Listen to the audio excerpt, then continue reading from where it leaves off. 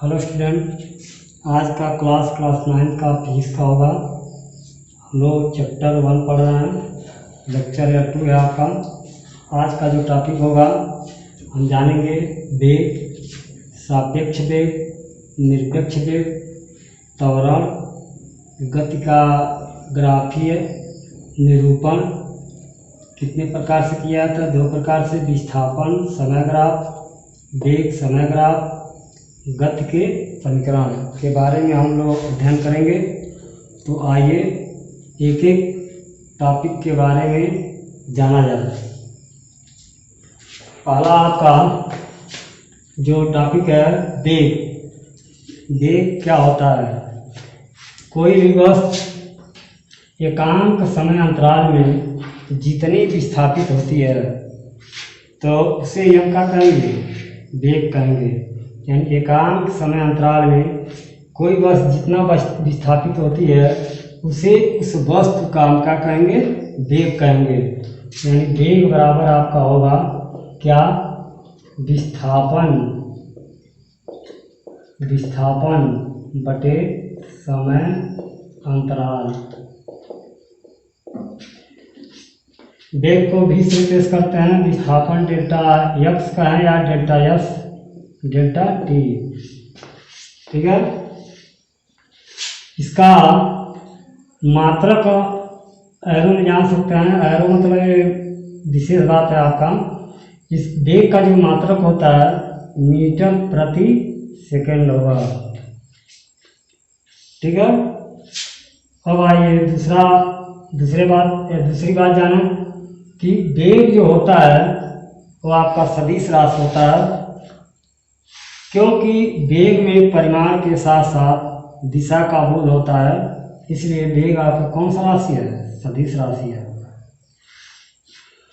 Next जो आपका heading है सापेक्ष वेग क्या होता है? कोई भी गतिमान वस्तु एक ही समय अंतराल में भिन्न भिन्न वेग से गति कर रहा हो तो इस स्थिति में एक वस्तु के वेग के सापेक्ष दूसरी वस्तु के वेग को सापेक्ष वेग कहते हैं। यानी कोई वस्तु जो है, 2 वस्तु हों, फर्स्ट मान लीजिए सेकंड है, और यह वस्तु क्या है? एक ही समय अंतराल में गतिमान हो रहा है या चल रहा है, लेकिन इनका वेग कुछ और है, इसका वेग कुछ और है।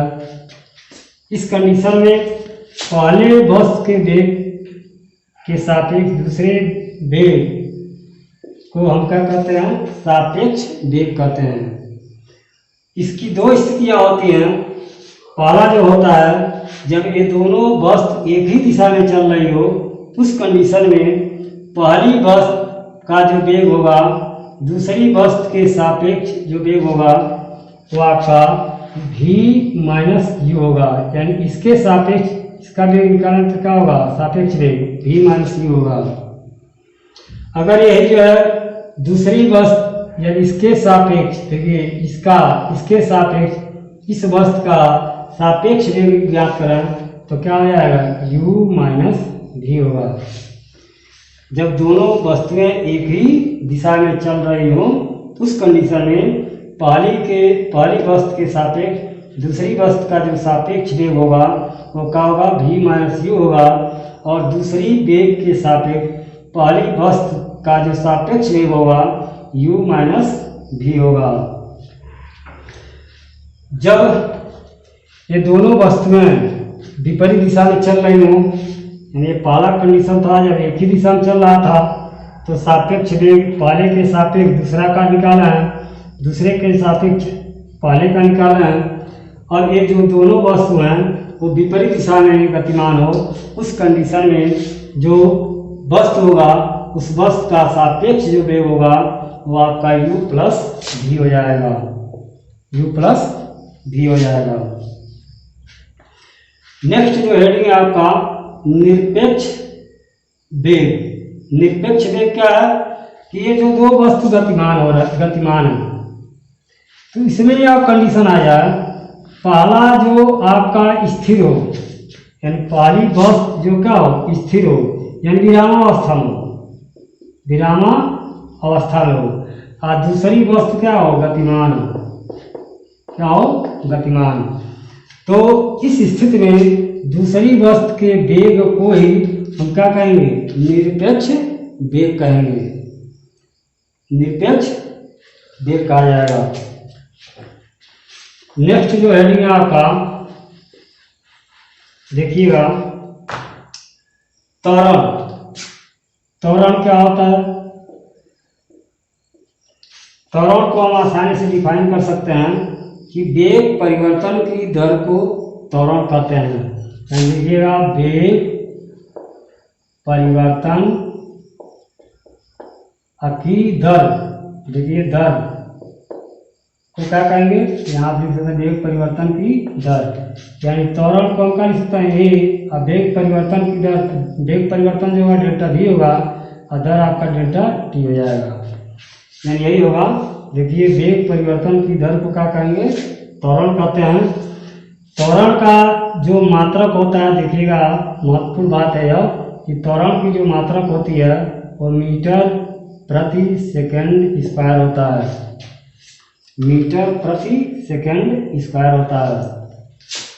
अगला आप महत्वपूर्ण बात जान सकते हैं कि त्वरण आपका एक सदिश राशि है, क्योंकि इसमें परिमाण और दिशा दोनों का बोध होता है। अगला नेक्स्ट जो इम्पॉर्टेंट बात जान सकते हैं त्वरण के बारे में, यह कि अगर त्वरण का परिमाण घट रहा हो, इसका क्या हो, घट रहा हो, तो उस कंडीशन में जो त्वरण होगा वो क्या होगा, मंदन होगा। क्या होगा, मंदन।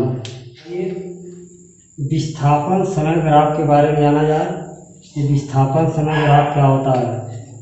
तो विस्थापन समय ग्राफ कहते किसे हैं कि कोई वस्तु गतिमान हो, कोई भी वस्तु गतिमान हो, तो गतिमान वस्तु का भिन्न भिन्न समय पर, भिन्न भिन्न समय पर विस्थापन को माप कर समय और विस्थापन में ग्राफ खींचा जाए, तो इसे हम क्या कहते हैं, विस्थापन समय ग्राफ कहते हैं, विस्थापन समय ग्राफ कहते हैं।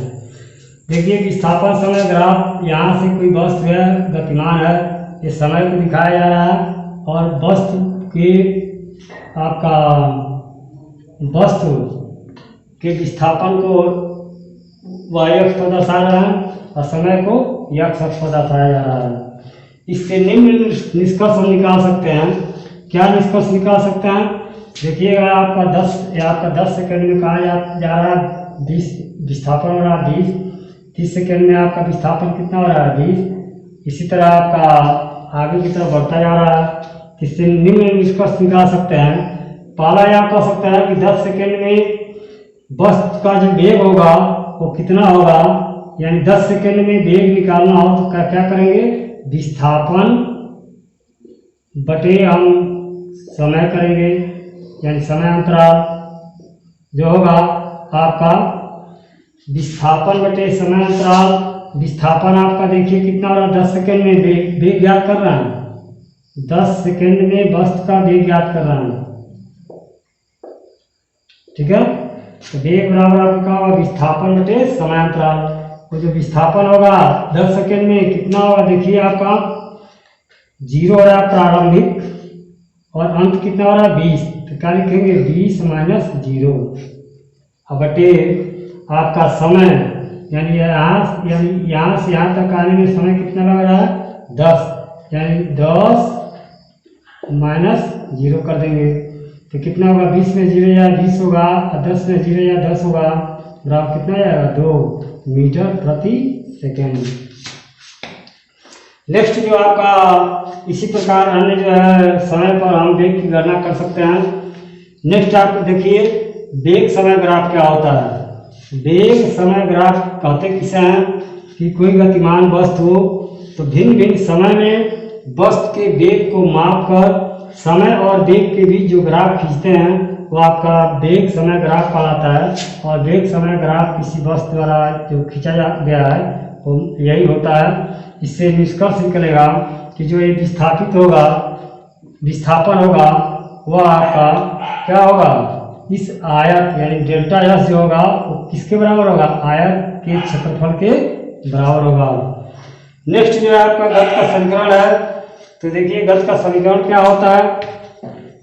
कोई वस्तु u वेग से गतिमान है, ठीक है, u वेग से गतिमान है और t सेकेंड पश्चात उसका यह दूरी तय करके v वेग प्राप्त कर ले रहा है, तो u भी यस t में जो समीकरण बना उसे हम कहते हैं गति का समीकरण कहते हैं। जो निम्न है आपका पहला जो गति का समीकरण होता है v बराबर u प्लस ए टी होता है। दूसरा जो होता है s बराबर U T plus half A T square होता है।